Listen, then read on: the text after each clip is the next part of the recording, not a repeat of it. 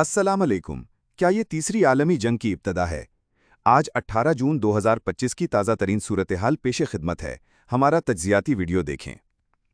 हैरानकुन operation rising line. Israel ने 18 जून की सुबह तकरीबन 50 जहाज़ों से तेहरान में सेंट्रीफ्यूज और मिसाइल फैक्ट्री पर बमबारी की, जिससे ईरान के न्यूक्लियर मंसूबे को बड़ा धचका लगा। ईरानी जवाबी हमला।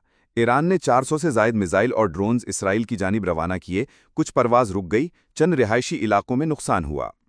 ट्रंप का मौक़िफ़। अमरीकी सदर ने अनकंडीशनल सरेंडर का मुतालबा किया, लेकिन कहा कि अभी किसी इक़दाम का फ़ैसला नहीं।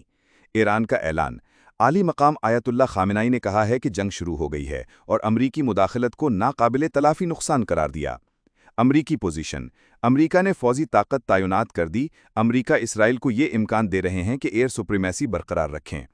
रूसी, तुर्की, कतर और ओमान। कतर और ओमान ने सालिसी की पेशकश की है। ओमान में ईरानी हुकूमती परवाज़ों की आमद रिकॉर्ड हुई। ईरान में बमबारी की वजह से 240 से 585 हलाकतें हुई हैं, जिनमें सिविलियन शामिल हैं। इसराइल में कम से कम 24 अफराद हलाक हुए, जबकि सैकड़ों जख्मी हैं। तेल की कीमत आलमी मार्केट में 4 माह की बुलंदी पर पहुंची। आलमी मार्केट में 1376 बैरल बर होने का खतरा उभरा। सरहदी इक़दामात। पाकिस्तान ने तफ्तान और गब्द रमदान बॉर्डर क्रॉसिंग्स बंद कर दी ताकि अदम इस्तेहकाम के असर को रोका जा सके।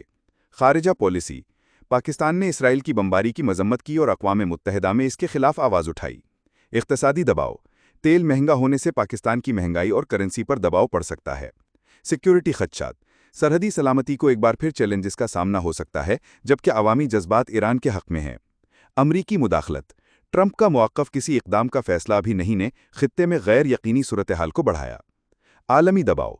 G7 ममालिक ने फौरी डी-एस्केलेशन के लिए सिफारिश की, लेकिन अलर्ट रहना नागज़ीर है। पाकिस्तान का मौक़िफ़। गैर जानिबदार तजारती और सफारती रास्ते अपनाना और अवाम की सलामती अव्वलीन तरजीह होनी चाहिए। आपकी राय क्या है? क्या ये पहला कदम है किसी और आलमी जंग का? पाकिस्तान कितनी देर तक महफूज रह सकता है? नीचे कमेंट करें। वीडियो को लाइक, शेयर और चैनल सब्सक्राइब करना ना भूलें।